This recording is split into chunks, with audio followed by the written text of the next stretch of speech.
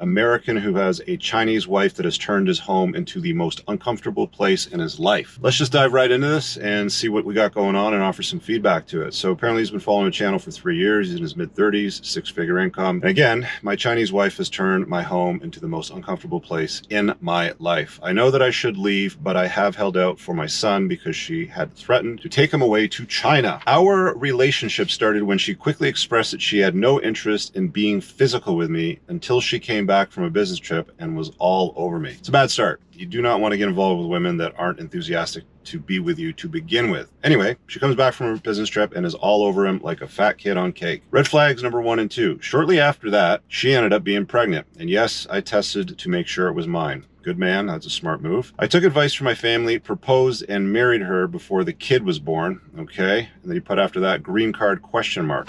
What do you think? Since then, we moved to a new state. I doubled my income, but she was never happy. She got a job of her own and had hoarded all of her money ever since. Finances are extremely contested, and she will only ever use her money for things that she approves of, mostly sending it to her family or travel or on her terms. She still wasn't happy. I built a new home. Still wasn't happy. Somewhere around here was when I first retained an attorney, but didn't execute because of the above. The list goes on. Cars, etc. Okay, so he's improved her life dramatically. She certainly got a pretty good deal out of this. And she even forced having a second kid with threats that she would find somebody else to do it with if I wouldn't.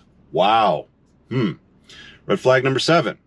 I truly feel death by 1,000 paper cuts, as every time I concede to keep up with the pace, hoping to make things better, it always ends up being at the expense of my values and would further entrap me in this life. At this point, we are over 1 year with no intimacy, connection, or positive feedback about anything in our lives, and almost every confrontation escalates into fights, but everything and nothing ever gets resolved. From what I know, it's following textbook narcissism combined with contempt. He goes on to say, how do I wrap my head around breaking this cycle? I've had years to twist this and keep myself here being this long.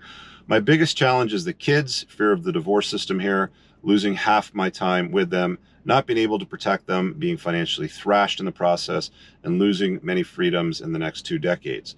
I feel I have more influence over my future by staying together, more involvement over my kids' lives, and once things are contested, I think it will be a bigger challenge. You're probably right. I have done enough math to know that if I keep conceding for private schools, homes, cars, etc., I won't be able to afford to leave. Then travel opening back up, risks can escalate quickly.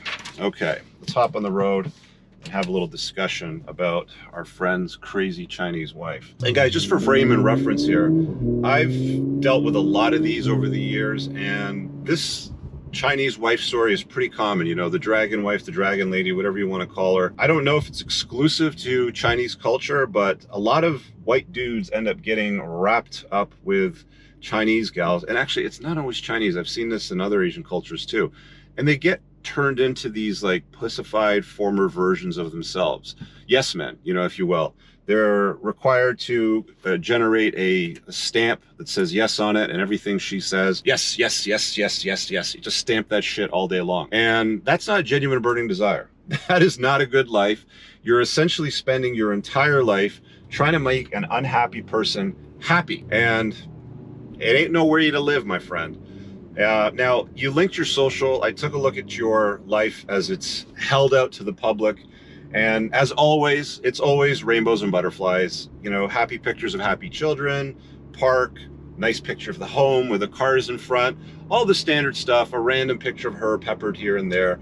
And anybody that would be checking that out, that's in the public, that might work with this guy, that might come across him and follow him, would just think, oh, this guy's got an awesome life. Maybe I should go find a woman like that and create a family like this too. And we'll all, you know, it'll all be tickety-boo and fine. But that's the reality of social media. It's a highlight reel too, right? So people only are able to put their best foot forward, and anything that sucks or isn't fun for them, it's hidden and revealed in a situation like this. So what would I do in a situation like this? Well, first of all, the lesson here for the younger guys that are contemplating getting married, having children, maybe like the idea of being a passport bro. Have you heard the passport bro story before, where these North American guys or these Western guys think that it's a good idea to go to a country in Asia or South America?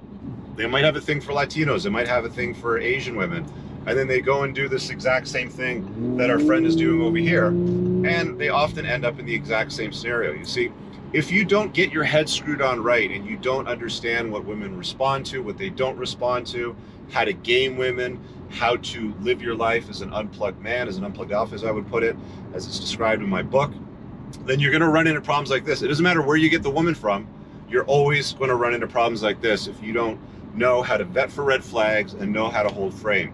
I don't think that our friend here was aware of any of this stuff before he met this gal, because I can tell by the pictures the kid is older than 3 years, and he said he's only been following my channel for 3 years, so these problems had begun years and years before that. So unfortunately I don't have a time machine to put you back in, my friend, but that's the lesson for the younger guys. Vet, vet, vet. Make sure you use the red flags that I described in my book. If you don't have the book, it's fine. You can get the red flags for free by opting into my email list. It's pinned below in the top comment. And make sure you understand what they are and the significance of them when you're dealing with women, because a lot of guys want to have a family and children, and they can potentially end up in an environment or a scenario exactly like our friend here, where their home, as he described at the very beginning, has become the most uncomfortable place in his world. And your house should be a place of comfort. You should come home from work after chasing excellence, putting a dent in the universe, doing things of significance with your life, to a warm, loving wife who is enthusiastic about being in your arms and laying with you in a bed, right? Who's a great mom, who's a great wife, who helps, make your life a better place. This guy's life is a disaster, and he's done all the right things. He's doubled his income, he's bought the nice house, he has the nice cars in the driveway. I've seen all the photographs. It looks like he's done exactly what he's been told to do. And again, they tell women different things from men. They tell women, you do what's right for you, girl, but they'll tell guys, you do what's right, period. Now, back to this guy's problem. What would I do? I'd get out. I'll be honest with you. Now, it's going to require some strategic planning. You've already moved states, so moving states doesn't seem to be a problem for you. What I would do is I would take a look at the United States and find out which state has the best laws for fathers. There are lots of resources out there online. If you just start Googling, there's organizations and groups and nonprofits that rank all the states by friendliness to fathers in divorce or in custodial issues and stuff like that. And by default, the first thing I would do, don't tell her why you're moving to the state, just tell her you're going to buy her a nicer house or you got a better job. I assume you can work remotely by the way you described your job. Either that or remote work will either be required or you'll have to get a new job to do this. But I would move to a state that's friendly to fathers if you're not already in one right now. So that would be the first step, because if you're going to get divorced, like you already know, her immediate strategy is, well, I'll just leave the country and take the children with me. And make no mistake, I've seen this happen a lot of times with these Chinese wives. It's not an empty threat. They do it, and there's lots of videos online of guys complaining about it. I think Tech Lead, if I'm not mistaken, a large YouTube channel with over 1 million subs, has several videos where he's talking about his wife stealing his child and basically taking off back to Asia. Now, back to our friend over here. So move to a state that's friendlier to fathers. Consult with a lawyer to plan your strategy. Let your lawyer know what her strategy is, and make sure that you take all the appropriate steps to ensure that you remain in your children's lives, that you can continue to parent them. All right, guys, I really hope that you enjoyed that clip. If you want to check out the full-length podcast episode, you can find that right over here. Also, make sure you visit my website over here where you'll find my supplements, the opportunity to book me privately one-on-one for coaching, and most importantly, my new School of Unplugging, which you'll find on the courses tab. Newer to the channel, hit subscribe.